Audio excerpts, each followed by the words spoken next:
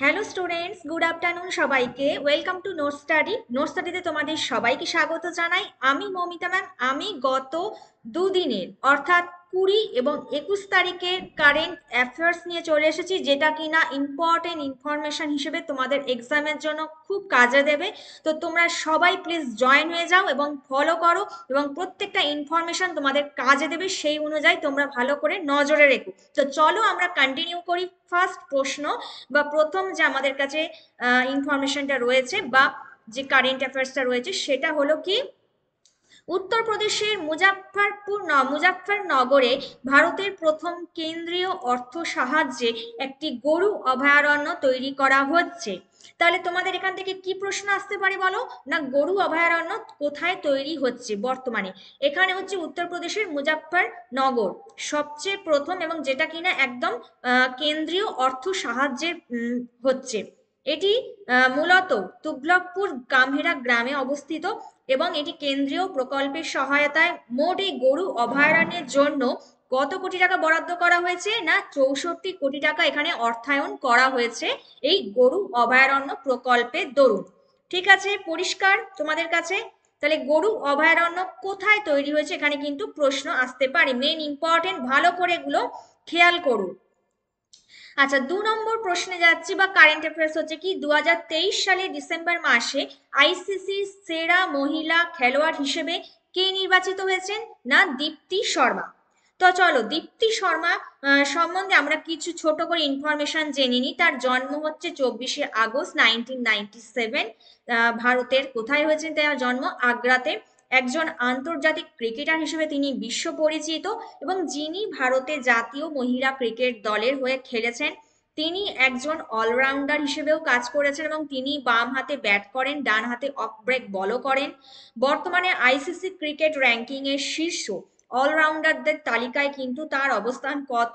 না, তিনি 4র্থ স্থান অধিকার করেছে। এছাড়াও দীপ্তি শর্মা বর্তমানে কিন্তু ওয়ানডেতে আমরা যদি দেখি, মহিলা ক্রিকেটারদের মধ্যে 3য় সর্বোচ্চ ব্যক্তিগত রান তিনি সংগ্রহ করেছেন। টোটাল 188 রান তিনি সংগ্রহ করেছেন। ক্লিয়ার?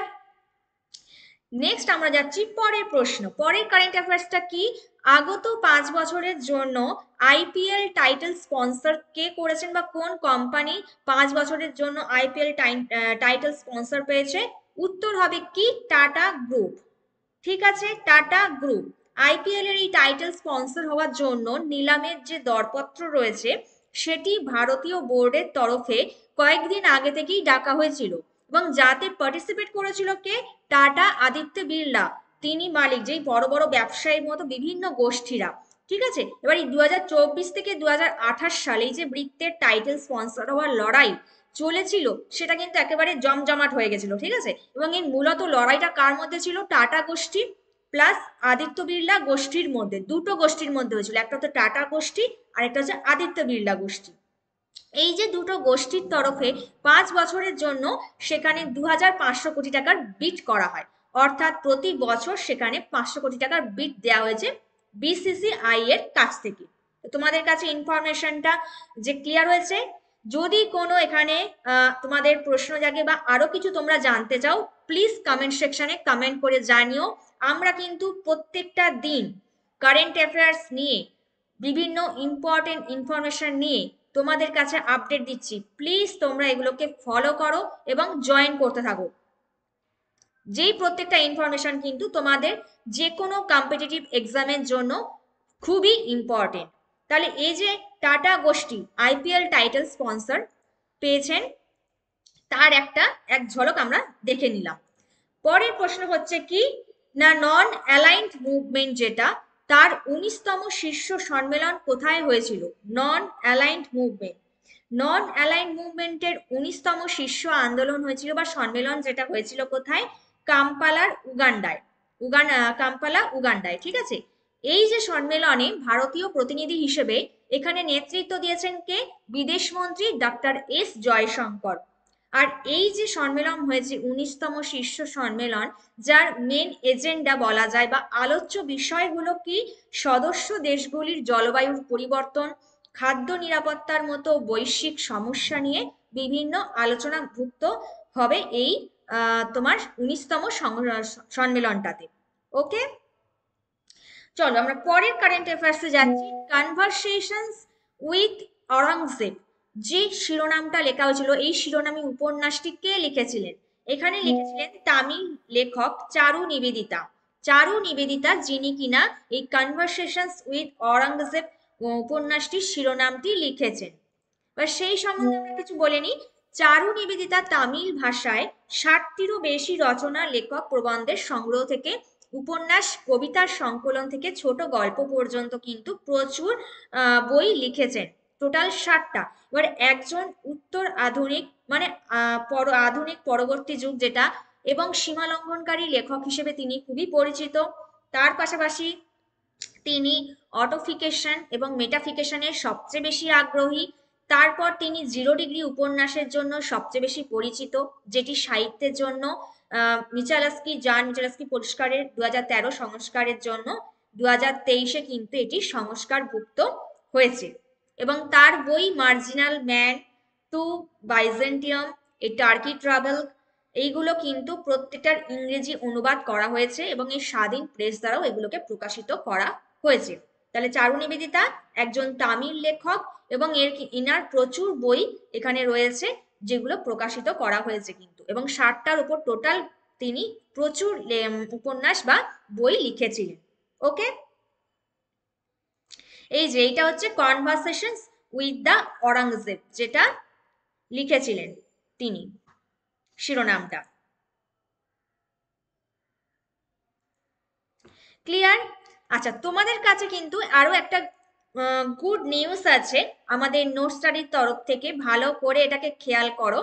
যেটি কিনা এই যে আমাদের ফুড এসআই যে কোর্স আছে টোটাল 1 বছরের, যেটা তোমাদের ডব্লিউবিসিএস মানে এক্সপেরিয়েন্স টিচার দ্বারা সেটাকে তোমাদের পড়ানো হবে, ভালো করে কোর্স করা হবে, এবং প্রচুর প্রচুর মক টেস্ট এবং প্রচুর প্রচুর সম্ভাব্য প্রশ্ন উত্তর সেখানে সলভ করানো হবে। তো তোমরা কিন্তু তাড়াতাড়ি এটাতে অ্যাডমিশন করে নাও, যাতে তোমাদের পরবর্তী এক্সামের জন্য খুব তাড়াতাড়ি তোমরা এবং দ্রুত তোমরা সফল পেতে পারো। সেই জন্য খুব তাড়াতাড়ি কিন্তু এই কোর্সটা অ্যাডমিশন করে যাও। কোর্স ফিস হচ্ছে মাত্র 1500 টাকা এবং সেখানে 1 বছরের টোটাল ভ্যালিডিটি পাচ্ছ, এবং সেখানে ডব্লিউবিসিএস অফিসার দ্বারা কিন্তু সেখানে তোমাদের ভালো করে পড়ানো এবং প্রচুর ইনফরমেশন, প্রচুর টেস্ট, মক টেস্ট এবং প্রচুর সম্ভব প্রশ্নোত্তর এখানে তোমরা টোটাল পেয়ে যাবে। তো তোমরা তাড়াতাড়ি জয়েন হয়ে যাও, আর কিন্তু সময় নেই, দেরি করো না প্লিজ, তোমরা তাড়াতাড়ি এই অ্যাডমিশনটা নিয়ে নাও।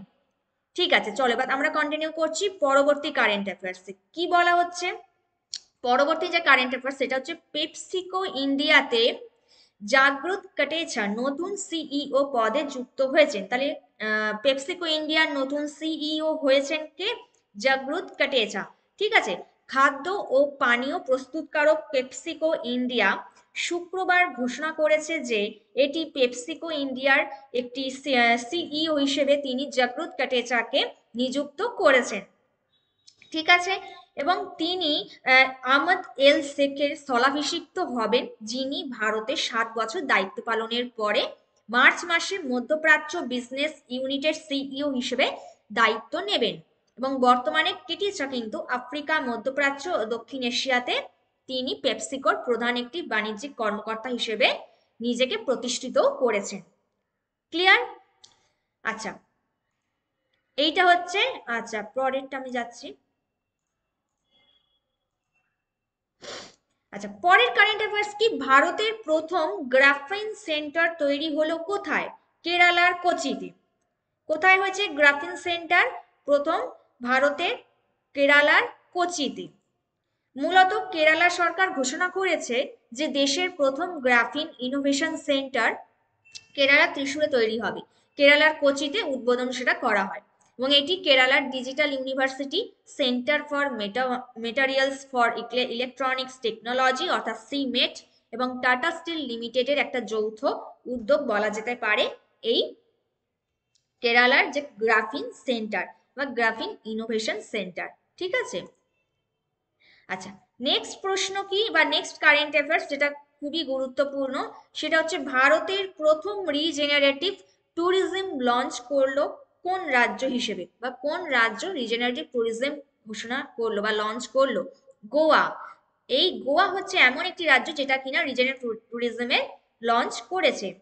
ঠিক আছে, পুনর্জন্মমূলক পর্যটন যেটাকে বলে রিজেনারেটিভ ট্যুরিজম, একটি মানসিকতার পরিবর্তন এবং এটা দৃষ্টান্তও বটে, এবং এটি পেশাগত ব্যবসায়িক অনুশীলনের আরও বিবর্তনের প্রতিনিধিত্ব করছে, যেমনটি পেশাগত স্বাস্থ্য সুরক্ষা বছরের পর বছর ধরে ব্যবসায়িক অনুশীলনের ভিত্তি প্রস্তর বিবেচনায় স্থানান্তরিত হয়েছে। তো এই যে উদ্যোগ, এটা কিন্তু খুবই গুরুত্বপূর্ণ। পরের কারেন্ট অ্যাফেয়ার্সে যাচ্ছি আমরা। পরেরটা কি, চাঁদের মাটি স্পর্শ করা যে পঞ্চম দেশটি হলো, মানে পঞ্চম স্থানে অধিকারভুক্ত যে দেশটি যে চাঁদের মাটি স্পর্শ করেছে সেটি হলো কি জাপান। ঠিক আছে, এবার জাপানের টোকিও বিশ্বের পঞ্চম দেশ হিসেবে চন্দ্রপৃষ্ঠে অবতরণ করলো জাপানের চন্দ্রযান। জানা গিয়েছে জাপানের স্থানীয় সময়ে রাত 12টা 20 নাগাদ চাঁদের মাটিতে তিনি সফট ল্যান্ডিং করতে সফল হয়েছে, এবং smart lander for investigating moon বা স্লিম 2 যেটার নাম। আচ্ছা, পরের যে প্রশ্ন সেটা হচ্ছে কি, ওয়াই ভারত ম্যাটার্স, এই যে বই শিরোনামটা কে লিখেছেন? ভারতের বর্তমান বিদেশ মন্ত্রী এস জয়শঙ্কর, তিনি কিন্তু এই ওয়াই ভারত ম্যাটার্স যে গ্রন্থের শিরোনামটা রয়েছে সেটি তিনি লিখেছেন। তিনি অবজারভার রিসার্চ ফাউন্ডেশনের ভারতের পররাষ্ট্রমন্ত্রী ডক্টর এস জয়শঙ্কর কেন ভারত ব্যাপার বইয়ের উদ্বোধনের আমন্ত্রণ জানাতে পেরে আনন্দিত। ঠিক আছে, বই সম্পর্কে এটি কেবল একটি কঠিন পৃথিবী নয়, বরং একটি অশান্ত অপ্রত্যাশিতও বটে, এবং এটি কোভিডের প্রভাব, ইউক্রেন ও পশ্চিম এশিয়ার সংঘাত, জলবায়ুর ঘটনা ইত্যাদি সম্পর্কে, মৌলবাদ সন্ত্রাসবাদ ইত্যাদি দ্বারা কিন্তু চিহ্নিত। চীনের উত্থান, আমেরিকার পরিবর্তিত ভঙ্গি, রাশিয়ার কৌশল বিশ্বায়নের প্রভাব, নতুন প্রযুক্তির শক্তির মতো জটিল ভূরাজনীতিকে এখানে তুলে ধরা হয়েছে, বা এই বইতে মেন যে এজেন্ডা সেগুলো হচ্ছে বিভিন্ন ঘটনা, জলবায়ুর ঘটনা হতে পারে, সন্ত্রাসবাদ বিভিন্ন হতে পারে, বিশ্বায়নের কি প্রভাব পড়ছে, রাশিয়ার কৌশল, এই সব কিন্তু পুরোটাই এখানে তুলে ধরা হয়েছে। ঠিক আছে, এইবার আমরা যাচ্ছি নেক্সট কারেন্ট অ্যাফেয়ার্সে। নেক্সট কি, আসাম রাজ্যের সর্বোচ্চ সম্মান কে পেয়েছেন? আসাম যে বৈভব সম্মান আসাম রাজ্যে সেটা সর্বোচ্চ সম্মান বলে ঘোষণা করা হয়, সেটা পেয়েছেন রঞ্জন গগৈ। তিনি ছিলেন কিন্তু ভারতের প্রাক্তন প্রধান বিচারপতি, আর এটি হলো আসামের সর্বোচ্চ বেসামরিক পুরস্কার বলা যেতে পারে। ঠিক আছে, এতটা অবধি ক্লিয়ার।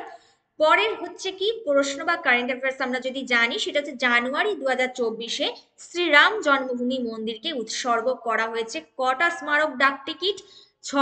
ছটা স্মারক ডাক টিকিট প্রকাশিত হয়েছিল রাম জন্মভূমি মন্দিরকে উৎসর্গ করবার জন্য।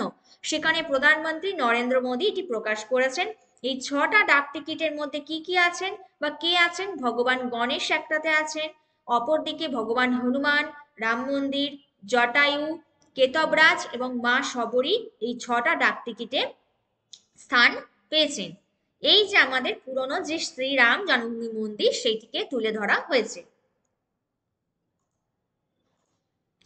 আচ্ছা, এর পরবর্তী আমি আগের দিনকে অর্থাৎ 20 তারিখে আমি 3খানা প্রশ্ন দিয়েছিলাম, তোমাদের কাছে রেখেছিলাম হোমওয়ার্ক হিসেবে। তো দেখলাম 2টো কমেন্ট এসছে, 2টোর উত্তর আমি সেই সম্পর্কে ছোট করে বলে দিই। যেটা আমি প্রথম প্রশ্নটা দিয়েছিলাম হোমওয়ার্কের জন্য, মাতৃ বন্দনা যোজনা 2024 লঞ্চ করলো কে? দ্য স্টেট অফ ছত্তিশগড়, অর্থাৎ ছত্তিশগড়ের যে রাজ্য সেটি সাকসেসফুলি সেখানে একটা বন্দনা যোজনা গড়ে তুলেছিল, এবং সেটা মধ্যপ্রদেশ সরকারের দ্বারা মাতৃ বন্দনা যোজনা সেখানে প্রতিষ্ঠিত হয়। পরেরটা কি, বিশ্বের মূল্যবান আইটি ব্র্যান্ডের তালিকায় টিসিএস এর স্থান কত? টিসিএস সেখানে কিন্তু 2য় স্থান অধিকার করেছে।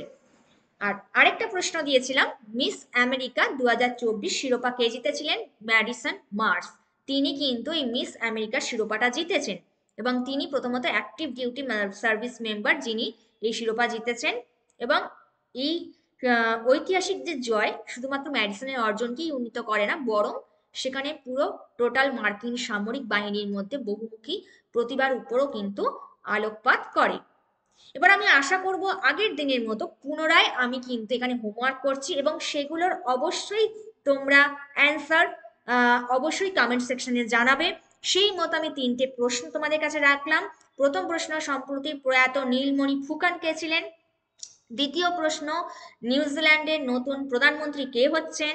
আর 3 নম্বর, ইন্ডিয়া ইন্টারন্যাশনাল সায়েন্স ফেস্টিভ্যাল কোথায় শুরু হলো?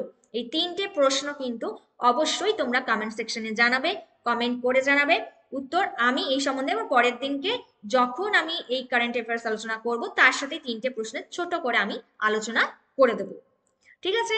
তো তোমাদের এতক্ষণে যে আমি প্রশ্ন উত্তর নিয়ে পড়লাম, তো সেখানেও কোনো যদি তোমরা জানতে কিছু চাও অবশ্যই কমেন্ট করো, যেগুলো কিন্তু পরবর্তী এক্সামের জন্য তোমাদের কাছে খুব ভালো ইনফরমেশন হিসেবে কাজে দেবে। এবং ততক্ষণ তোমরা ভালো করে প্র্যাকটিস করো, ভালো করে পড়াশোনা করো, এবং দেখবে তোমরা ভালোভাবে সফল হবে।